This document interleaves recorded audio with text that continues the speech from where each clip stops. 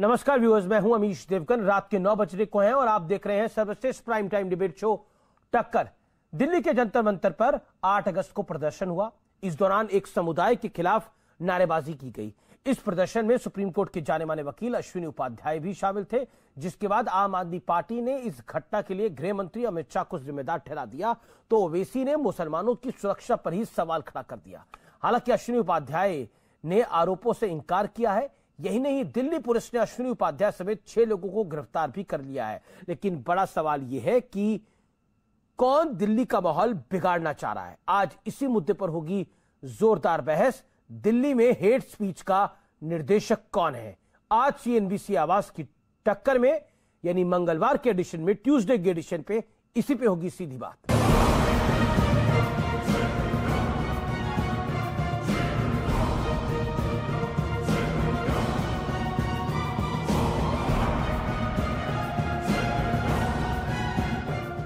देश की राजधानी दिल्ली के जंतर मंतर पर 8 अगस्त को एक प्रदर्शन हुआ। अंग्रेजों के बनाए पुराने कानून को वापस लेने की मांग के साथ धरना दिया गया। लेकिन आरोप है कि धरने में शामिल कुछ लोगों ने एक समुदाय विशेष के खिलाफ आपत्तिजनक नारेबाजी की, जिसका वीडियो सोशल मीडिया पर वायरल हो गया। इस मामले में पुलिस ने 6 लोगों को कई घंटों की पूछताछ के बाद गिरफ्तार कर लिया।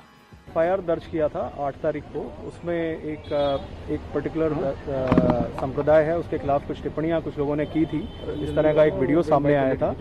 वीडियो को भी हमने एग्जामिन किया और बाकी जो फर्दर इन्वेस्टिगेशन वगैरह जो हमने किया, उसके बाद 6 लोगों का इस केस में हमने अरेस्ट डाला है।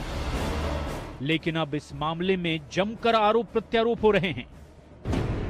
पिछले साल मोदी के मंत्री ने गोली मारो का नारा लगाया था और उसके तुरंत बाद उत्तर पूर्व दिल्ली में मुसलमानों का खुलेआम नरसंहार हुआ। ऐसी भीड़ और ऐसे नारे देखकर भारत का मुसलमान सुरक्षित कैसे महसूस कर सकता है? देखिए, अमित शाह जी जब से देश के गृह मंत्री बने हैं, दिल्ली की कानून व्यवस्था को कबाड़ा कर दिया उन्होंने। तो दिल्ली की सुरक्षा व्यवस्था ऐसे व्यक्ति के हाथ में है जो खुद नफरत फैलाने वाली पार्टी है, जो खुद दंगा भड़काने वाली पार्टी है। बहुत बड़ा मसला है और गृह मंत्री को सामने आके जवाब देना चाहिए। आखिर अश्विनी उपाध्याय जी का कसूर क्या है? उनके मंच से कोई जहरीले नारे या खराब बात नहीं बोली गई, उनके द्वारा कोई खराब बात नहीं बोली गई, उनके कार्यक्रम में नहीं बोली गई। अब सड़क पे कहीं कोई और लोग खड़े हैं और वो कुछ नारे लगा रहे हैं, तो इसमें अश्विनी उपाध्याय जी का क्या कसूर है? हालांकि अश्विनी उपाध्याय का दावा है कि जहर उगलने वाले लोगों से उनका कोई वास्ता नहीं है। उन्होंने इसकी बाकायदा लिखित शिकायत पुलिस में पहले ही दे दी थी। जो वीडियो रिलीज हुआ है, ना हमने उसको व्यक्ति को कभी बुलाया, ना हमने उसको कभी देखा है, ना हम कभी उससे मिले हैं। आज तक कभी दूर दूर का रिश्ता नहीं उस व्यक्ति से। अगर ये वीडियो सच है तो मैं दिल्ली पुलिस से मांग करता हूं, इस वीडियो में जिन लोग जो दिखाई दे रहे हैं, जो मजहबी उन्माद फैला रहे हैं, उनके खिलाफ कठोर कार्रवाई करें। और यदि ये वीडियो फेल है तो जिन लोगों ने ये वीडियो बनाया है, जिन लोगों ने इसको वायरल किया है, उनके खिलाफ कठोर कार्रवाई हो। सवाल ये है कि आखिर दिल्ली की शांति पर किसकी नजर है? आज इसी मुद्दे पर होगी देश की सबसे बड़ी बहस। भड़काऊ तंत्र की चाल का विश्लेषण। लगातार दूसरे वर्ष दूसरे साल दिल्ली की शांति भंग करने की कोशिश हुई है। याद करिए, सीए और एनआरसी के नाम पर दिल्ली की शांति को भंग किया गया। किस तरह के दंगे हुए पूर्वी दिल्ली के अंदर, वो अपने आप में संदेह पैदा करते हैं। जंतर मंतर पर लगे नारे किसी भी हाल में कोई बर्दाश्त नहीं कर सकता। वजह किसी समुदाय के खिलाफ वो लगे हो, वो बिल्कुल बर्दाश्त करने के लायक नहीं है। नारे किसने लगाए, आरोपी वहां कैसे पहुंचे, इसकी जांच होनी चाहिए। ये सबसे ज्यादा महत्वपूर्ण है। लेकिन जांच से पहले राजनीतिक बयानबाजी जो ओवैसी साहब कर रहे हैं या फिर उनकी पार्टी कर रही है, उससे बचना बेहद बेहद आवश्यक है, बेहद जरूरी है।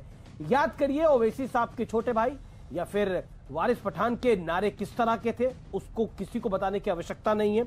मामला संवेदनशील है। सियासी बयानबाजी अशांति को हवा दे सकती है। ये हमारी भी गुजारिश है कि इसमें बहुत ही सभ्य तरीके से अपनी बात को रखना चाहिए, क्योंकि कहीं ना कहीं इसका नुकसान मुल्क को होगा। मेरे साथ बात करने के लिए आज की इस चर्चा में कई मेहमान जुड़ रहे हैं। मेरे साथ कपिल मिश्रा हैं, जो कि भारतीय जनता पार्टी से हैं। मेरे साथ वारिस पठान भी इस चर्चा में थे, लेकिन उन्होंने आखिरी मोमेंट पे ड्रॉप कर दिया। उन्होंने बोला कि मैं इस कार्यक्रम का पार्ट नहीं बन सकता। मेरे साथ इस चर्चा में सुबुही खान है, मेरे साथ शादाब चौहान है इस चर्चा में, जो कि पीस पार्टी, शांति वाली पार्टी से है। मेरे साथ इस चर्चा में फिरोज बख्त है, जो कि शास्त्र है मनु के। आप तमाम लोगों का स्वागत है। मेरे साथ तस्लीम रहमानी भी इस चर्चा में जुड़ेंगे, उनका भी अभिनंदन है। मैं सबसे पहले शादाब चौहान आप ही का रुख करता हूं और 50 सेकंड के अंदर आपसे जानना चाहता हूं, जो नारे लगे वो गलत थे, लेकिन उन नारों को पब्लिसाइज करके, उन नारों पर सियासत करके क्या हासिल हो जाएगा? अमीश जी, जो इस देश की किसी भी कम्युनिटी को ये गाली देकर नारे लगाते हैं, वो देश के सबसे बड़े दुश्मन हैं। आईसिस से ज्यादा खतरनाक ये आतंकवादी है जो किसी जाति के नाम का, धर्म का नारा लगाते हैं। हमें याद है जब 1990 में वो बड़ी बड़ी तकरीरें चौराहों पर लगती थी, जो नहीं राम का वो मुल्लाओं के 2 स्थान शमशान। या आपका ऑडियो कट गया है, मैं सीधा रुख करता हूं कपिल मिश्रा का इस चर्चा में। कपिल मिश्रा, इन्होंने तो पता नहीं किस किस चीज के साथ उस नारों को कंपेयर, दोबारा जुड़ गए हैं शांति वाली पार्टी के शादाब चौहान। शादाब चौहान, अपनी वाणी को कंप्लीट करिए। जी अमीर जी, हमारा मानना यह है कि अगर कोई मर्यादा पुरुष श्री राम के बारे में अगर किसी ने आपत्तिजनक टिप्पणी की, हम उसके भी खिलाफ हैं, लेकिन ये नारे सदन के 100 मीटर दूर लगते हैं। इसका मतलब कोई आतंकवादी आकर के हमारे प्रधानमंत्री पर हमला कर सकता है। देश की सुरक्षा, जब राजधानी में लोग सुरक्षित नहीं है, जब राजधानी में आतंकवादी प्रधानमंत्री की सुरक्षा कहां से बीच में आ गई? शादाब चौहान, इसमें प्रधानमंत्री की सुरक्षा कहां से बीच में आ गई? अभी आप कह रहे थे, देखिए ये लोग ISIS जो नारे लगा रहे हैं वो ISIS से भी खतरनाक है। मैं कपिल मिश्रा का रुख करता हूं। कपिल मिश्रा, क्या अश्विनी उपाध्याय ISIS से खतरनाक लोगों को उन्होंने इस कार्यक्रम में बुला लिया था, जो बात शादाब चौहान कह रहे थे? सबसे पहले तो अमीश भाई, मेरे को बड़ा दुख हो रहा है, ये वारिस पठान कहाँ भाग गए। मैं तो उनसे बातचीत करने के लिए आया था, लेकिन मेरे को शक था कि कार्यक्रम शुरू होने से पहले वो भाग ही जाएंगे, और वैसे ही हुआ है। खैर, कभी ना कभी तो सामना होगा, और वैसे ही कहा उनके भाई का, कब तक भागते रहेंगे। जहां तक ये अश्विनी उपाध्याय जी की बात है अमीश भाई, पूरा देश जानता है अश्विनी उपाध्याय कौन है। भारत के सुप्रीम कोर्ट में 101 जनहित याचिकाएं दायर करने वाला वो व्यक्ति, जिसकी कोई भी जनहित याचिका आज तक रिजेक्ट नहीं हुई है। आज जब वो थाने में बंद थे, तब भी भारत के सुप्रीम कोर्ट में MP और MLA को लेकर जो ऑर्डर आया है, राजनीतिक पार्टियों को लेकर जो ऑर्डर आया है, चुनाव सुधारों का जो ऑर्डर आया है, वो अश्विनी उपाध्याय की जनहित याचिका पर आया है। जो व्यक्ति इस देश में कानून की ताकत का इस्तेमाल समाज के सुधार के लिए और संविधान में बदलाव के लिए कर रहा हो, उसकी आतंकवादियों से तुलना की जा रही है। अश्विनी उपाध्याय का पूरा भाषण मैंने सुना है, जो जंतर मंतर पर उन्होंने दिया, उस मंच से हुआ हर एक भाषण मैंने सुना है। ना अश्विनी उपाध्याय ने कोई भड़काऊ बात बोली, ना उनके कार्यक्रम के मंच से कोई भड़काऊ बात बोली गई है। 10 बजे का शुरू हुआ कार्यक्रम 12:30 बजे खत्म हो चुका था, लोग वहां पर जा चुके थे। उसके बाद शाम को 4 बजे मंच जहां था उस जगह पर भी नहीं, उससे कहीं दूर 10 लोग खड़े होकर अगर कोई नारा लगाते हैं, तो उसकी जिम्मेदारी अश्विनी उपाध्याय की कैसे हो सकती है, कार्यक्रम के आयोजक की कैसे हो सकती है? मैं आज ये सवाल उठा रहा हूँ कि अश्विनी उपाध्याय का कसूर क्या है, अश्विनी उपाध्याय की गलती क्या है? लेकिन कपिल पुलिस ने तो लेकिन कपिल मिश्रा जी, पुलिस ने तो 6 घंटे की पूछताछ के बाद गिरफ्तार किया, तो पुलिस को कुछ लगा होगा तभी गिरफ्तार किया गया है। नहीं, मैं तो ये नहीं मानता हूं कि पुलिस ने कोई ठीक गिरफ्तारी की है, और इसके ऊपर हम लोग सवाल उठा रहे हैं। हम उनकी गिरफ्तारी का विरोध कर रहे हैं। अभी भी मैं पटियाला हाउस कोर्ट में ही हूं, जहां पर उनके मामले की सुनवाई अभी चल रही थी। फैसला अभी सुरक्षित रखा गया है, और मुझे ये लगता है कि एक एमिनेंट सुप्रीम कोर्ट के लॉयर, एक एक्टिविस्ट जो संविधान की ही बात कर रहा है लगातार, जिसका कोई क्रिमिनल रिकॉर्ड नहीं है, जिसके अगेंस्ट कोई एविडेंस नहीं है, उसको इस प्रकार से थाने में बिठा के रखना और गिरफ्तार करके रखना, ये दिल्ली पुलिस के ऊपर, उनके कार्यप्रणाली के ऊपर थोड़े सवाल खड़े करने वाली बात है, क्योंकि ये कोई तरीका नहीं है अश्विनी उपाध्याय के साथ करने का। हम इसका विरोध कर रहे हैं। अगर आपको गिरफ्तार करना है, आप नारे लगाने वालों को गिरफ्तार कीजिए, उनके वीडियो सामने, उनकी फोटो सामने, कोई उनके नारों का समर्थन नहीं कर रहा है। भारत के कानून के मुताबिक उनको सजा मिलनी चाहिए, लेकिन अश्विनी उपाध्याय को पकड़ लेना, उनको रात से लेकर अभी तक बैठा के रखना, उनको अरेस्ट कर लेना कहीं से दूर दूर तक, जबकि कार्यक्रम के ऊपर, कार्यक्रम के मंच में कोई बात नहीं बोली गई, उनके द्वारा कोई बात नहीं बोली गई। कार्यक्रम के खत्म होने के बाद 4 घंटे बाद कार्यक्रम के खत्म होने के किसी बात के ऊपर आप अगर अश्विनी उपाध्याय को पकड़ते हैं, तो ये ज्यादती है। बताइए आप शादाब चौहान, क्या आपको लगता है कि वाकई अश्विनी उपाध्याय का दोष है? हालांकि पुलिस ने अपने तरीके से कार्रवाई करी है, लेकिन जहां तक भड़काऊ तंत्र की बात है, तो भड़काऊ बातें क्या क्या किसने बोली, अगर उसकी तह में जाएंगे तो बड़े सारे मामले खुल जाएंगे, आपका भी मामला खुल जाएगा तब। शादाब, शहद टपकता है। कपिल मिश्रा जी जिनके मुंह से शहद टपकता है, जो दिल्ली पुलिस की मौजूदगी में धमकी दिए थे और मौजूदा मिनिस्टर ने कहा था गोली मारो सालों को, इस तरह की बात करने वाले हमें बताएंगे। दूसरी चीज मैं एक सवाल कर रहा हूं कि एक हिंदू रक्षा दल का पिंकी चौधरी स्पष्ट रूप से कहता है कि सभी लोग हमारे थे, अश्विनी के हमारे भाई हैं, ये हमारे लोग थे, हमारे बुलाए हुए लोग थे। तो जो ओपनली इस बात को स्वीकार कर रहे हैं, उनके बारे में क्यों नहीं कहा जाता है? आखिरी पॉइंट मेरा अमीर जी है, आखिरी पॉइंट 10 सेकेंड। कपिल मिश्रा और ये सब लोग वही कर रहे हैं जो आईसिस चाहता है, और हिंदुस्तान के मुसलमानों को भगाने की अगर आप सोच रहे हो तो याद रख लीजिए, यहीं जिए यहीं रहने वाले हैं मिश्रा जी, कहीं नहीं जाएंगे हम। कपिल मिश्रा, आप एक धर्म विशेष को टारगेट करते हैं, फिर मैं तस्लीम रेमानी का रुख करूंगा। जी, मैं तो कह ही रहा हूँ कि कहीं ना जाओ। मैं तो कह ही रहा हूँ, क्यों जाते हो सीरिया, क्यों जाते हो IAS की ट्रेनिंग लेने, क्यों जाते हो बॉर्डर पार तैयारी करने के लिए? तो अपने घरों में ताहिर हुसैन जैसे लोग बम रखते हैं। मैं तो देखो शबाब मेरी बात सुनो बेटा, इतना घबराओ मत, इतना परेशान मत हो, कहीं दिल की कोई बीमारी हो जाएगी तो इलाज कराते हुए घूमोगे। शांति से मेरी बात सुनो, शांति से मेरी बात सुनो, तसल्ली से मेरी बात सुनो, तमीज से बात। मैं बोलूंगा बुरा लग जाएगा, क्योंकि हम घबरा क्यों रहे हो? कहीं दिल का दौरा पड़ जाएगा, दिल का दौरा पड़ जाएगा आपको, इतना घबराइए मत। भाषा है कि हम 500 पे भारी हैं, पता है ये क्या बात है शादाब की हम 500 पे भारी है? कि तुम्हें कपिल मिश्रा का नाम सुनते ही तुम्हारे को दिल का दौरा पड़ता है, मुझे ये मालूम है। लेकिन आज बात अश्विनी उपाध्याय की हो रही है, मेरे नाम के। शादाब खान कैसे हमसे सवाल कर रहा है? सीने पे चढ़ के सवाल किया जाएगा, देश मेरा है ये कपिल मिश्रा, ये देश हमारे बाप की जागीर है, हमारी प्रॉपर्टी है, हमने खून से सींचा है देश को। भाई साहब कागज है, कागज रखे हैं हमने, कागज है, हुक्मरानी की हमने, कागज है बाप की जागीर के। आपने देश को तो बाप की जागीर बना लिया, लेकिन देश तो देश की जागीर है। लेकिन कपिल मिश्रा अपनी बात को रखे, तस्लीम रेमानी भी इंतजार करे। शादाब, मैं आपका रुख करूंगा। जामा मस्जिद ना हम जामा मस्जिद पे जा रहे हैं, ना जामा मस्जिद यहाँ आ रही है। मुझे लगता है कि विषय पे रहना चाहिए। कपिल मिश्रा, आप अपनी बात को रखिए। देखिए, मैं फिर से अमीश भाई ये बात कहना चाहता हूं कि अश्विनी उपाध्याय, उनके मुद्दे और उनकी बातें बहुत गंभीर हैं। वो जनसंख्या नियंत्रण की बात कर रहे हैं, वो कॉमन सिविल कोड की बात कर रहे हैं, और इसीलिए आज अश्विनी उपाध्याय को टारगेट किया जा रहा है, इसीलिए उनको विलेन बनाने की कोशिश की जा रही है। इन लोगों को किसी नारे या किसी से, इनको बस ये है कि अश्विनी उपाध्याय को खलनायक बना दो, अश्विनी उपाध्याय को घेर लो, उसको कुचल दो, क्योंकि वो आदमी जो बात कर रहा है उससे इनके पेट में दर्द होता है। वो जनसंख्या नियंत्रण की बात कर रहा है, वो कॉमन सिविल कोड की बात कर रहा है। भाई, जिसने नारे लगाए वो जेल जाना चाहिए, इसका किसी ने समर्थन नहीं किया। देश में जहरीले नारे लगाने वालों का समर्थन कौन लोग करते हैं, उनका बचाव कौन करते हैं? इन्होंने कहा संसद से थोड़ी दूरी पर, संसद से 10 किलोमीटर दूर पे अफजल हम शर्मिंदा है, तेरे कातिल जिंदा है के नारे लगे थे। उनका समर्थन किन लोगों ने किया था? उन बातों पे आज जाने का दिन नहीं है। आज दिन है अश्विनी उपाध्याय के मुद्दे क्या है, अश्विनी उपाध्याय कह क्या रहे हैं, और अश्विनी उपाध्याय को टारगेट क्यों किया जा रहा है। मैं और पूरा देश, जो इस देश के संविधान पे भरोसा रखते हैं और जो कानून में रिफॉर्म की बात करते हैं, वो सब लोग पूरी ताकत से अश्विनी उपाध्याय के साथ खड़े हैं। ठीक है, मैं सीधा रुख करता हूं। क्या आपको लगता है तस्लीम रेमानी, ये एक मॉड्यूल है? हमने देखा पिछले साल भी किस तरह, पिछले 2 साल पहले भी किस तरह का घटनाक्रम हुआ था दिल्ली के अंदर, तब CAA NRC का नाम था। लेकिन क्या आपको लगता है कि इसमें टारगेट कुछ और है?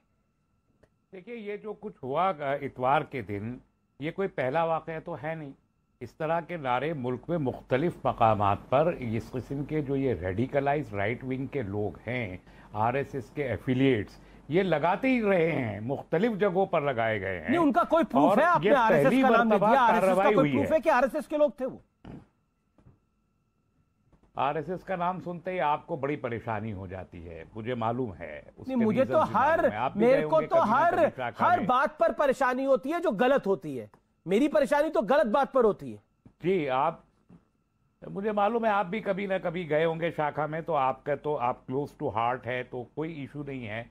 लेकिन जो RSS की एलाइड ऑर्गेनाइजेशन हैं, वो इस जैसे नाम बताइए, RSS के एलाइड ऑर्गेनाइजेशन, जैसे फैक्ट की बात करिए ना, RSS के एलाइड ऑर्गेनाइजेशन आपके जो आप बताइए ना। जैसे अनुराग ठाकुर ने नारा लगाया, देश के गद्दारों को गोली मारो, जो वो नारा लगा था, जैसे कपिल मिश्रा आपके साथ बैठे हुए हैं, बड़े सम्मानित बन के बैठे हुए हैं, इनको अगर उस दिन गिरफ्तार कर लिया गया होता जब ये डीसीपी की छत्र छाया में कह रहे थे कि 3 दिन के बाद पुलिस हटा के हम देख लेंगे, उस दिन ये गिरफ्तार हो गए होते, उस दिन अनुराग ठाकुर गिरफ्तार हो गए होते, एमपी से हटा दिए गए होते, तो अश्वनी को बिल्कुल अश्वनी उपाध्याय की ये जुर्रत नहीं होती और ये पंकज की ये जुर्रत नहीं होती। और वो जो एक और वो फिल्म एक्टर है, क्या नाम उनका, चौहान, गजेंद्र चौहान, उनकी जुर्रत नहीं होती कि इतवार को यहाँ आके करते। वो जो सत्यानंद सरस्वती वहां बैठा हुआ है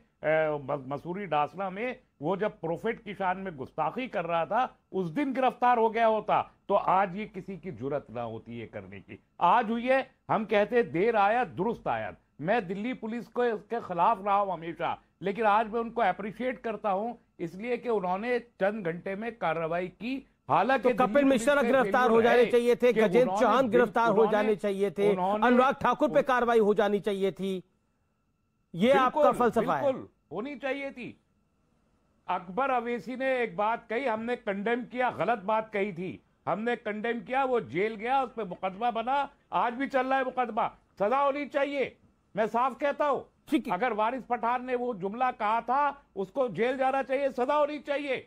लाइकवाइज अश्वनी उपाध्याय हो या पंकज चौधरी हो, जेल जाना चाहिए। इन पे जिसने कहा था कि भारत के हम चिकन नेक काट देंगे, उस पर तो आप कुछ नहीं बोले। आप तो खुद कह रहे थे मैं 25 लाख लोगों को लेकर जाऊंगा राम मंदिर वाले मामले पर, तब तो आपको कानून की सुध नहीं आई। ठीक है, कपिल मिश्रा बोला वो भी जेल में रासुका के तहत। ठीक है, कपिल मिश्रा को अप्रिशिएट नहीं किया, वो भी जेल में। कपिल मिश्रा तकलीफ है अगर अश्वनी उपाध्याय जेल, वो कह रहे हैं अगर अकबरुद्दीन ओवैसी जेल जा सकते हैं, उनपे उनको पुलिस उठा के लेके जा सकती है, तो अश्विनी उपाध्याय को क्यों नहीं? तारीफ करें। उन्होंने बोला मैं पहली बार दिल्ली पुलिस की तारीफ कर रहा हूं, अपने जीवन में कुछ अच्छा काम कर दिया। कपिल जीवन नहीं अच्छी बात है इनकी तारीफ। नहीं देखिए, असदुद्दीन ओवैसी और अश्विनी उपाध्याय की कोई तुलना नहीं है।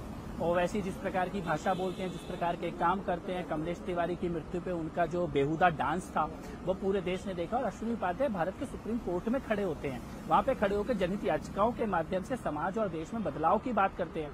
इन दो लोगों की कोई तुलना नहीं की जा सकती। आप सड़क चलते किसी भी आदमी से सुप्रीम कोर्ट में खड़े हुए किसी वकील की तुलना नहीं करेंगे। वो कह रहे हैं कि अगर आपको ही रोका जाता, आपने जो बोला था आप ही को रोका जाता, आप ही को अंदर बंद कर दिया जाता, तो किसी की हिम्मत नहीं होती। उसके बाद अनुराग ठाकुर पर कार्रवाई हो जाती तो कोई किसी की हिम्मत नहीं होती। इस प्रकार के इनको और इनके पूरे गैंग को इस प्रकार के सपने लेने की पूरी आजादी है। इन्होंने भारत की सुप्रीम कोर्ट में, अदालतों में हर तरह से और पूरे इंटरनेशनल हर तरह का छल कपट झूठ षड्यंत्र करके देख लिया।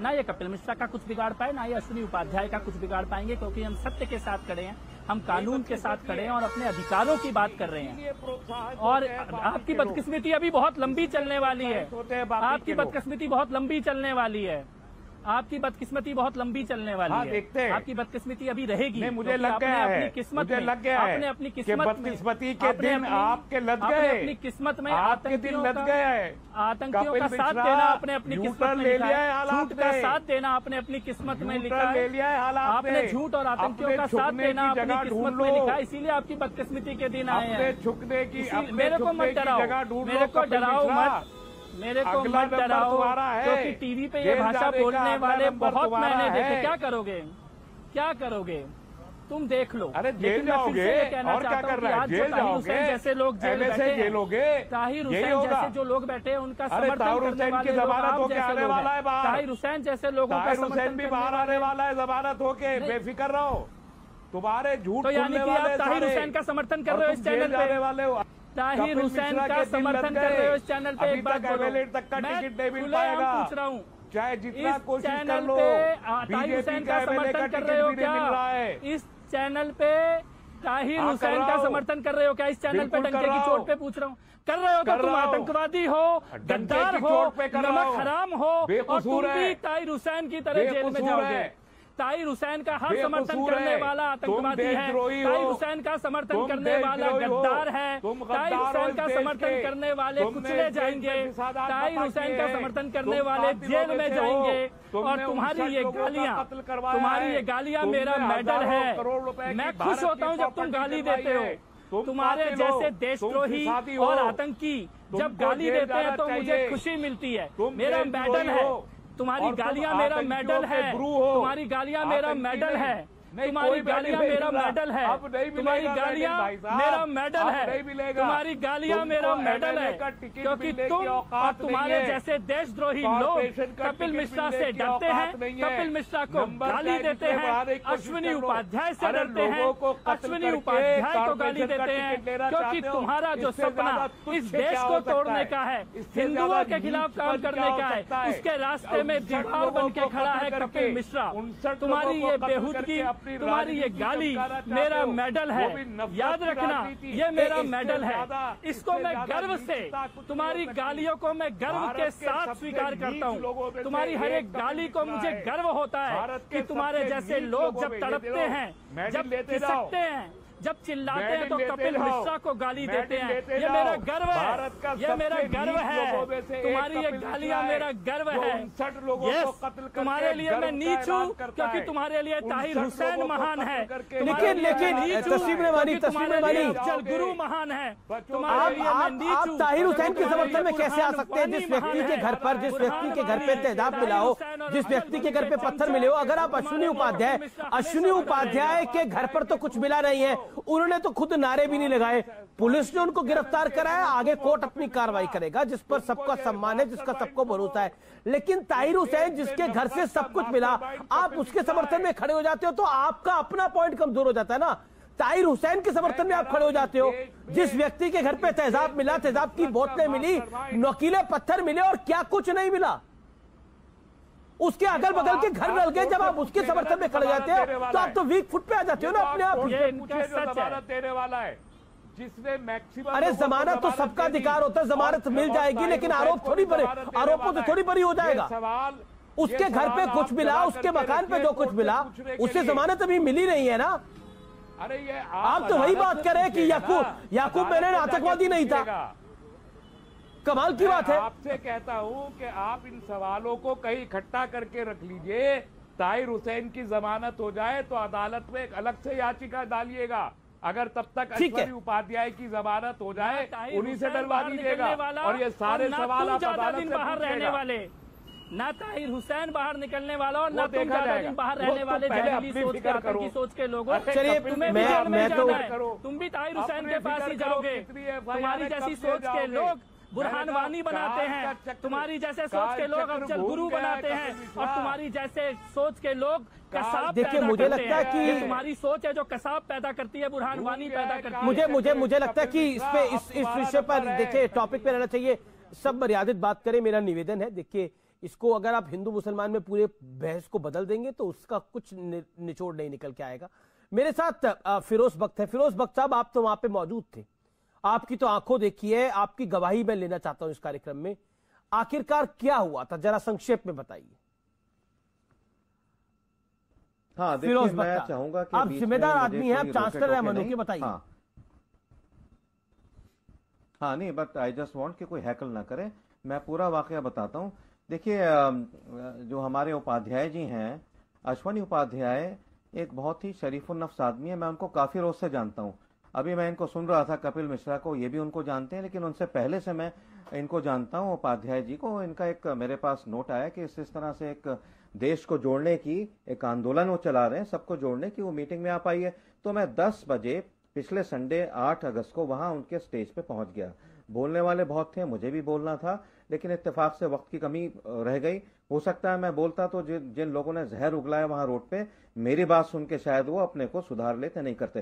तो 10 बजे मैं वहां था, 11:50 पे मैं चला गया, और मोस्टली ज्यादातर उसमें कपिल मिश्रा जी बोले, कपिल मिश्रा कह रहा हूं, उपाध्याय जी बोले, उनके कुछ दोस्त बोले, और जो भी बोला, कहीं कोई नारेबाजी नहीं हुई, कहीं कोई किसी ने जहर नहीं उगला। मैं मतलब 11:50 तक बहुत अच्छी ये मीटिंग चली, लोगों ने भी इसकी बड़ी तारीफ करी।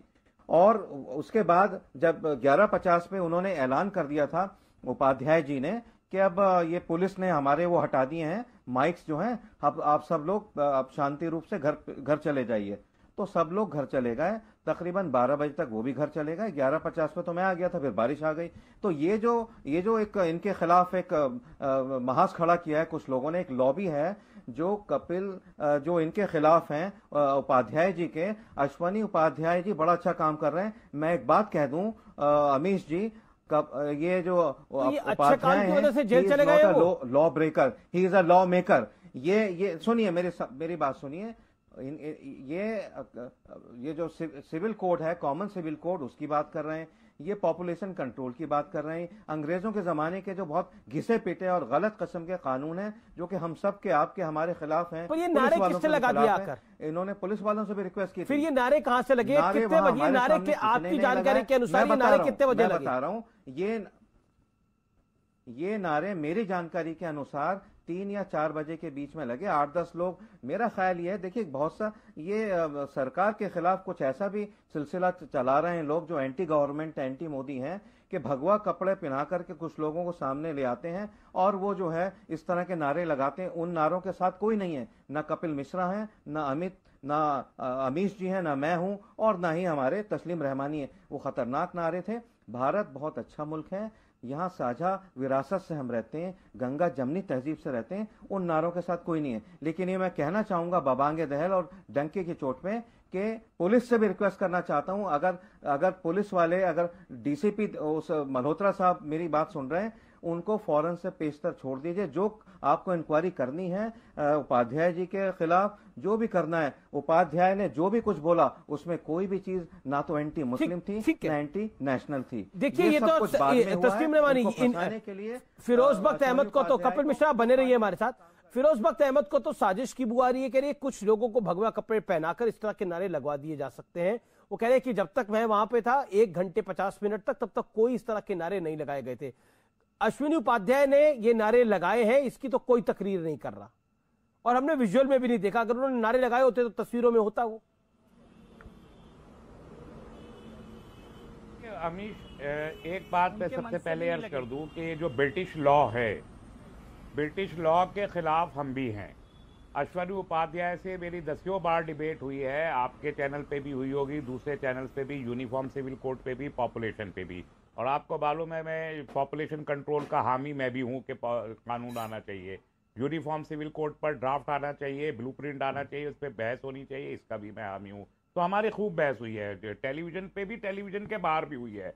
लेकिन इसका अगर उन्होंने मुझे इस प्रोग्राम में बुलाया होता तो मैं भी जाता, लेकिन उन लोगों की तो इंटेंशन ये सब कुछ थी, तो हम जैसे लोगों को क्यों बुलाते? ब्रिटिश लॉ के हम भी खिलाफ हैं, हम भी जाते वहां।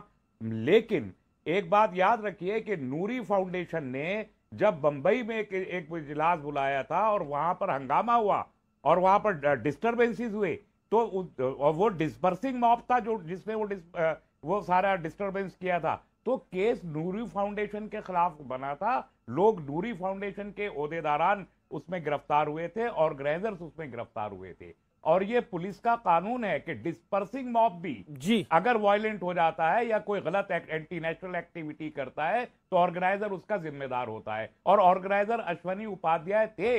नारे उन्होंने लगाए या नहीं लगाए इससे फर्क नहीं पड़ता। उनके मौत में 5,000 लोग इकट्ठा हुए विदाउट फिरोज बख्त साहब, रहमानी साहब आपने अपनी बात को रखा। फिरोज बख्त जी 40 घंटे बाद अगर उनके जाने के बाद 10 लोग इस तरह से एंटी नेशनल और एंटी मुस्लिम नारे लगाएं तो उसकी जिम्मेदारी उपाध्याय की नहीं है। उस तरह से तो आप ये देखिए कि ये टिकैत साहब हैं, Tikait anti national, anti Modi, anti governance बैठे हुए, सड़कें रोकी हुई हैं, उनको भी गिरफ्तार करना चाहिए। उनको गिरफ्तार क्यों नहीं किया? ये कोई तरीका थोड़ी है। Ashwini Upadhyay is a law maker, he is not a law breaker. Maker नहीं है, लॉ मेकर नहीं है, उनके लॉ प्रेजेंटर हैं। लॉ मेकर कहते हैं उनको जो पार्लियामेंट और असेंबली में होते हैं, नहीं, उन्हें कहते हैं लॉ मेकर। मेरी बात सुनिए, उन्होंने 110 सुनिए मेरी बात, he is a law maker क्योंकि उन्होंने 110 PIL लगाई हुई हैं। कपिल मिश्रा कह रहे थे 101 PIL डाली हैं, 110 PIL डाली हैं। कोई भी पर्सनल नहीं है, सारी PIL in national in public interest हैं, वो आपके और हमारे उसमें हैं। वो हिंदुस्तान को जोड़ने की बात करते हैं। सुनिए मेरी बात सुनिए, अरे सुनिए रहमानी साहब, मैं आपको एक बात बता दूं, मोदी की हिमायत और कृपा से आप चांसलर बन गए, इसका मतलब ये नहीं कि इस तरह का जहर मत घोलिए समाज में। आप मत लगाइए, आप पढ़े लिखे आदमी हैं, हिंदी अंग्रेजी में एक्सपर्ट हैं, लेकिन जिस तरह के बयान आप देते हैं उससे क्या है, समाज टूटता है। आप एक यूनिवर्सिटी के चांसलर है भाई, आप लॉयर को सोसाइटी ब्रेकर हैं, ठीक है, बिल्कुल कोई बात नहीं, कोई बात नहीं। आप लफ्जों की चीड़-फाड़ में मत जाइए। आप मेरी बात सुनिए। अश्वनी उपाध्याय को मैं आपसे नहीं, मैं उनको बहुत दिनों से जानता हूं। अश्वनी उपाध्याय जैसा शरीफुल नफ्स आदमी और कायदे कानून को समझने वाला और कायदे पे चलने वाला आदमी, मैं बिल्कुल जानता हूं उनको, ठीक है। सुनिए, मैं तो अल्लाह से दुआ करता हूं कि आप भी उतने ही शरीफुल नफ्स हो जाएं जैसे वो अश्वनी उपाध्याय हैं। मैं तो ये दुआ करता हूं। और सुनिए, आप जहर मत उगलिए। आपकी आदत है, आप जहर उगलते हैं। आपकी आदत है कि आप आग लगाते हैं। आप जैसे लोगों की वजह से हिंदुस्तानी मुसलमान, आम हिंदुस्तानी मुसलमान उसका खमियाजा भुगतता है। सुनिए, जिस तरह के मुसलमान आप हैं उससे सारे मुसलमानों को तकलीफ पहुंच रही है। लोग मुसलमानों को शुकूक की निगाह से देखते हैं। मैं कहना चाहूंगा आपसे, आप पढ़े लिखे हैं, आप सही रास्ते पे चलिए। बदल लेते आपकी सारी दुकानदारी आपके नाम से चलती है, इसलिए आप अपना नाम नहीं बदल रहे, वरना नाम बदल चुके। दुकानदारी तो देखिए अल्लाह का शुक्र है, मेरी दुकानदारी है। मेरी दुकानदारी सबका साथ, सबका विकास, सबका विश्वास के साथ है। मेरी दुकानदारी सबका साथ, सबका विकास, सबका विश्वास के साथ है। आपकी दुकानदारी तुर्कियों के साथ है। आप तुर्की से पैसा लाते हैं, आप मिडिल ईस्ट से पैसा लाते हैं। आप अरब ममालिक के जो किंग हैं, जो अरब ममालिक के जो अरब, सुनिए, आप बिकते हैं अरब ममालिक में कि हिंदुस्तान की बुराई करो, हिंदुस्तान के खिलाफ साजिश पैदा करो, किसानों को जो है बॉर्डर पे बिठाओ, सड़कें रोको। आप हिंदुस्तान के खिलाफ साजिश कर रहे हैं। आप पैसा लेके, आप फंडिंग लेके, आप पीएफआई के नेता हैं। आप पीएफआई के लिए फंडिंग लेके आपने झगड़े करवाए यूपी में। आपको पता है कि यूपी में जो आग लगाई, आगजनी हुई, उसमें पीएफआई के अकाउंट में आप जैसे लोगों ने करोड़ों रुपए दिए हुए थे। आप पैसा लेते हैं तुर्की से, आप पैसा लेते हैं विषय पे रहते हैं। अगर लोग मेरी बात सुन रहे हैं, अगर इंटेलिजेंस वाले मेरी बात सुन रहे हैं, तो आपकी पूरी इंक्वायरी होनी चाहिए। आप कहां से फंडिंग लेते हैं? तुर्की से लेते हैं, सऊदी अरब से लेते हैं। हाँ, यही तो है। आप बताएंगे इंटेलिजेंस को? बिल्कुल, इंटेलिजेंस अंधी रहती है। आपने पीएफआई से 1.25 करोड़ रुपया लेके यूपी के अंदर दंगे करवाए। आपने शाहीन बाग में जो औरतें हैं, जो बेचारी भोली भाली मुस्लिम औरतें हैं, उनको तमाम सर्दी के अंदर वहां बिठा करके उनको आपने इस्तेमाल किया। आखिरकार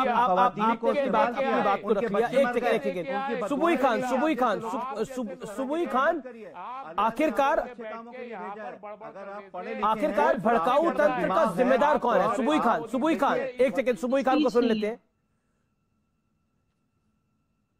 ऐसे नारे तो कोई एक्सेप्ट नहीं करेगा ना, जो नारे उस कार्यक्रम के बाद लगे या पहले लगे, इसकी जानकारी हमें नहीं है, जिसकी जांच हो रही है। जी, ये तो गलत है। जी अमीश, सबसे पहले तो मैं पूरी तरह अपना समर्थन अश्वनी उपाध्याय जी के लिए यहाँ पे देना चाहती हूँ, क्योंकि मैं ये जरूर बोलना चाहती हूँ कि सदियों के इस्लामिक आक्रमण ने भारत का इतना नुकसान नहीं किया जितने कुछ सालों की ब्रिटिश हुकूमत और विधर्मी पार्टियों ने किया है। हमारी सामाजिक, राजनीतिक, शैक्षणिक, वैधानिक व्यवस्थाएं ऐसी बनाई गई जो भारत को तोड़ती है।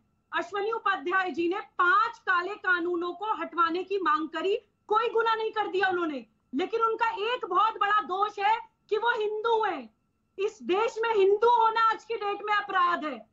जंतर मंतर पे किसी भी समुदाय के खिलाफ नारे लगे, मैं उसके बिल्कुल खिलाफ हूं, लेकिन कुछ लोगों का दोहरा चरित्र और छद्म पंथ निरपेक्षता में आज एक्सपोज करूंगी। अमीश, काश इन लोगों ने आवाज उठाई होती जब वारिस पठान ने 15 करोड़ बनाम 80 करोड़ बोला था। काश आप लोगों ने तब आवाज उठाई होती जब हिंदुत्व की कब्र खुदेगी एएमयू की छाती पर के नारे लगे थे। काश एएमयू के वाइस चांसलर या पढ़े लिखे प्रोफेसर आके उसको कंडेम करते तो मैं एएमयू को एक यूनिवर्सिटी मानती, अलगाववाद का अड्डा नहीं मानती। काश आप लोगों ने कभी इस देश में हुए हुए मंदिर विध्वंस के खिलाफ बोला होता, हिंदुओं के मास रेप, मर्डर, स्लॉटर के खिलाफ बोला होता। काश आप लोगों ने कभी इस्लामिक आतंकवाद के खिलाफ आवाज उठाई होती।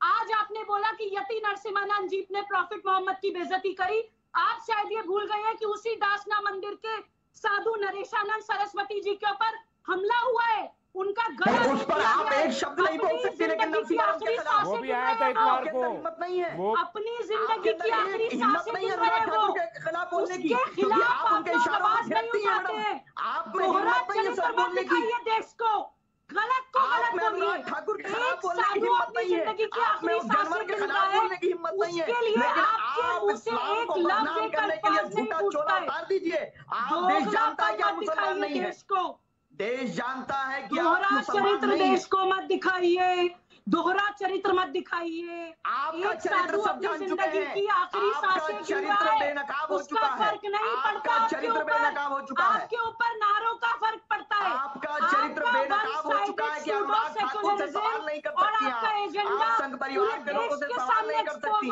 आप नफरत फैलाने वालों से सवाल नहीं कर सकती, आपका चरित्र बेनकाब हो गया है कि आप संघ की मानसिकता में डूबकर नफरत की दुकान चला रही है। सिर्फ आप बेनकाब हो गए हैं, देश जाग चुका है। नफरत की दुकान चला रही है मैडम। दूसरे के साथ सॉलिडारिटी दिखाएंगे, आप इस देश जानता है कि आप मुसलमान नहीं है, सब जानते हैं कि यू आर बहुत बांट लिया आपने, सब जानते हैं कि आप मुसलमान है ही नहीं है। आप खाली मुसलमान नाम रख करके हिंदुत्व के इशारे पर थिरक रही है और कुछ नहीं, सब जानते हैं। क्या भाषा है ये क्या भाषा है, ये क्या भाषा है कि आप मुसलमान नाम रख के हिंदुत्व के इशारे पे थिरक रही हैं?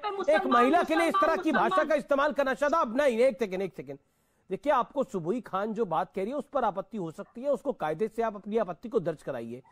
आप मुसलमान नाम रख के, पहले तो आप किसी को सर्टिफिकेट नहीं देने वाले कौन मुसलमान है कौन हिंदू है, आप कोई होते शादाब चौहान इसको सर्टिफिकेट देने वाले। उसके ऊपर यह बोलना आप थिरक रही हैं मुसलमान रख के, मुसलमान नाम रख के हिंदुओं के इशारे पर, क्या होता है थिरकना? क्या भाषा है ये शादाब? ये एक महिला के सामने आप इस तरह की भाषा का प्रयोग करेंगे? मैं जानना चाहता हूं आपसे अमित जी क्यों आप इस भाषा का प्रयोग करेंगे? बताइए ना आप मुझे, नहीं क्यों आपने इस भाषा का प्रयोग करा? आप विषय को छोड़िए थोड़ी देर के लिए, सही है सुबुई, गलत है, आप उस विषय पे मत आइए। लेकिन पॉइंट क्या है? आप बोल रहे हैं कि सुबुई खान मुसलमान नाम रख के हिंदुओं के इशारे पे थिरक रही हैं। एक महिला को आप इस तरह की बात कह सकते हैं? यह आपत्तिजनक क्यों नहीं है? यह आपत्तिजनक क्यों नहीं है आपके लिए शादाब? हम सीता रूपी महिला का सम्मान करते हैं और ताड़का रूपी महिला का सम्मान तो श्री राम ने नहीं सिखाया है। अगर कोई अत्याचार करेगा, झूठ बात करेगा, ना कोई सीता है ना कोई ताड़का है। एक सेकेंड, अगर आप रामायण की बात करें, ना कोई यहाँ सीता है ना कोई यहाँ ना कोई ये ताड़का है। ये रामायण का कार्यक्रम नहीं हो रहा, ये कार्यक्रम जिसपे हो रहा है उसमें बोलिए आप। यहाँ आपको ताड़का और माता सीता याद आ रही है? अमित जी मैं कह रहा हूं कि मेरे भगवान शंकर को भी याद कर लीजिए कि महिला के अपमान में उन्होंने क्या कर दिया था। सोच के देखिएगा। आप इन शब्दों का, आप किन शब्दों का इस्तेमाल कर रहे हैं? वो थिरक रही है। What do you mean by this? I am appalled. मुझे दुख है आपने इन शब्दों का इस्तेमाल किया अमित जी, और सोशल मीडिया पर इसका आउटरेज है। मुझे आपत्ति है इन शब्दों के ऊपर। आपने एक महिला के लिए बोला कि आप थिरक रही हैं किसी और धर्म के इशारे पर। विषय यह है कि आप अपनी बात रखिए, लेकिन दूसरे आदमी को इन शब्दों से सम्मानित कर कर आप अपनी बात को ऊपर नहीं कर सकते। इसलिए आइंदा से ध्यान रखिएगा और माफी मांगिए आपने जिन शब्दों का इस्तेमाल किया। निश्चित हम महिलाओं का सम्मान हमारे लिए प्रायोरिटी है और रहेगा, क्योंकि हम लोग न्यायप्रिय। ये सब मत बताइए आपके लिए क्या प्रायोरिटी है और क्या प्रायोरिटी नहीं है। आप राजनीतिक मंच पे भाषण नहीं दे रहे। आपके लिए क्या प्रायोरिटी है दिख गया मुझे अभी थोड़ी देर पहले। क्या नाचना गलत बात है? क्या नाचना गलत बात है? आपने जिस संदर्भ में बोला वो गलत है। ना नाचना गलत बात है, ना गाना गलत बात है। जिस संदर्भ में बोला वो गलत है। जिस संदर्भ में आपने बोला वो संदर्भ गलत है, और संदर्भ गलत का मतलब गलत हो। जज कर दिया मेरे संदर्भ को। मेरे संदर्भ आपका संदर्भ क्या था वो देश ने सुना और देश जवाब देगा इसका। आपको लोगों को जज नहीं किया। मेरा संदर्भ समझ में आ गया, अनुराग ठाकुर का संदर्भ समझ में नहीं आया। ये क्या कौन सी बात है? मेरा आप दिल की बात जान लेते हैं, लेकिन अनुराग संदर्भ आपने जो बोला वो सबके सामने आया। शादाब चौहान, अब वक्त बर्बाद मत करो अपनी बात पे क्लैरिफाई देने के लिए। सुबुई जी अमीर, सबसे पहले तो मैं शादाब चौहान को बार बार ये ट्यूशन देती हूँ, आज फिर ये ट्यूशन दूंगी कि आप हिंदू को मुझसे अलग करने की कोशिश मत किया करिए। मैं बार बार बोलती हूँ, my name is Khan and I am a proud Hindu. Hindu मेरी संस्कृति है, मेरी राष्ट्रीय पहचान है, तो मैं उसके लिए हमेशा अपनी जिंदगी के आखिरी सांस तक लड़ूंगी। दूसरी बात, अगर आज प्रॉफिट मोहम्मद का अपमान हो रहा है तो आप जैसे मुसलमानों के कारण, अगर इस्लाम पे उंगली उठ रही है तो आप जैसे मुसलमानों के कारण, अगर समुदाय विशेष के विरुद्ध नारे लग रहे हैं तो आप जैसे मुसलमानों के कारण। नहीं, उसको कैसे जस्टिफाई कर सकते हैं सुबुई? नहीं सुबुई, किसी समुदाय विशेष के खिलाफ अगर नारे लगे तो उसको जस्टिफाई नहीं किया जा सकता। और मेरा मंच तो मत इस्तेमाल करिए उसको जस्टिफाई करने के लिए। कोई गलत व्यक्ति हो सकता है, लेकिन उसके लिए समुदाय विशेष को टारगेट नहीं किया जा सकता। मेरा पॉइंट ये है। अमीश, ये सिलेक्टिव आउटरीच क्यों दिखाते हैं? सिलेक्टिव आउटरीच की आप बात करिए, सिलेक्टिव आउटरीच की बात करिए। आप बोले किसी के ईस्ट को आप कुछ बोले, मुझे उसमें आपत्ति है और मैं वो नहीं बोलने दूंगा, वो जायज नहीं। अमीश, आप बहुत, मैं उसका सम्मान करती हूँ, वही हमारी संस्कृति। अमीश, अपने लिए अभिमान, दूसरे के लिए सम्मान, यही भारतीय संस्कृति है। लेकिन हमारी अच्छाई को इन लोगों ने मजाक बना रखा है। मैं सिर्फ एक सवाल पूछ रही हूँ कि अगर जंतर मंतर पे लगे समुदाय विशेष के सिर्फ नारे हमें बुरे लग रहे हैं, तो साधु नरेशानंद सरस्वती जी अपनी जिंदगी की आखिरी सांसें गिन रहे हैं, उनके लिए 2 शब्द इनके मुंह से क्यों नहीं निकल रहे हैं? ये सवाल इनसे पूछिए आप। ठीक है, तस्लीम रमानी। देखिए अभी पहली बात तो ये कि ये जो सुबुही बैठी हैं, ये कह रही हैं कि हिंदू होना अपराध है। सवाल पूछा है आपसे, सवाल पूछा है, उसका जवाब दीजिए, घुमाइए मत। सवाल का जवाब दीजिए रहमानी साहब। सुबुई जी, साधु नरेशानंद सरस्वती जी के ऊपर हमले होने को आप कंडेम करते हैं? ठीक है, जवाब तो सुन लीजिए। सुबुई निवेदन स्वीकार करिए, जवाब भी दे दूंगा। सुनिए ना जवाब।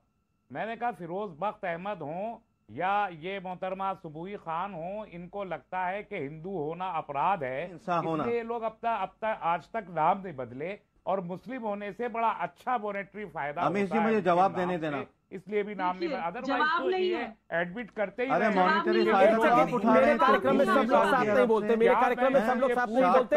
तस्लीम रहमानी का वक्त है, वो बोलेंगे 40 सेकंड, फिर कोई और बोलेगा। ये जो स्वामी नृत्यानंद स्वामी, ये जो सरस्वती है, ये जो सरस्वती है जिसने पैगंबर इस्लाम की शान में गुस्ताखी की, क्या सुबुही उसको उस शख्स के इन बदबख्ताना लफ्जों को एंडोर्स करती हैं? क्या वो ये मानती हैं कि जो कुछ स्वामी ने उसने स्वामी के तो नाम को बदनाम करता है, वो उसने जो कुछ कहा वो ठीक था?